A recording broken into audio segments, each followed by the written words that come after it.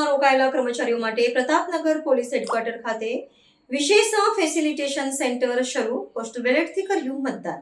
આગામી 26 એપ્રિલ 2026ના રોજ યોજાનારી વડોદરા મહાનગરપાલિકાની સામાન્ય ચૂંટણી પૂર્વે ચૂંટણી પ્રક્રિયા સાથે પ્રત્યક્ષ કે પરોક્ષ રીતે સંકળાયેલા કર્મચારીઓ પોતાના મતાધિકારનો સુગમતાથી ઉપયોગ કરી શકે તે માટે વિશેષ વ્યવસ્થા ગોઠવવામાં આવી છે.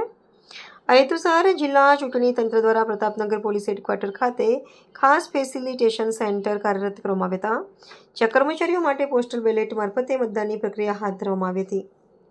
જે કર્મચારીઓએ અગાઉથી પોસ્ટલ બેલેટ માટે અરજી કરી હતી અને નિયમ અનુસાર તેમના સરનામે મતપત્ર પ્રાપ્ત થયા હતા, તેઓ માટે સવારે 9 થી સાંજના 6 કલાક સુધી આ કેન્દ્રો પર મતદાનની સુવિધા ઉપલબ્ધ કરાવવામાં આવી હતી.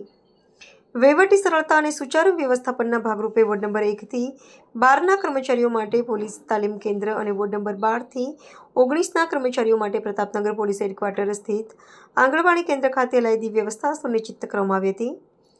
ચૂંટણીલક્ષી અતિ મહત્વપૂર્ણ કામગીરીમાં વ્યસ્ત રહેનારા કર્મચારીઓએ તંત્ર દ્વારા ઊભી કરાયેલી આ સુવિધાનો મહત્તમ લાભ લઈ વ્યાપક ઉત્સાહ સાથે મતદાન કર્યું હતું. જિલ્લા ચૂંટણી તંત્રના સુઆયોજિત અને પારદર્શક અભિગમના પરિણામે કર્મચારીઓ પોતાના વહીવટી ફરજ નિભાવવાની સાથે સાથે લોકશાહીના આ મહાપર્વમાં પોતાની સક્રિય ભાગીદારી અને બંધારણીય ફરજ પણ અદા કરી શક્યા છે.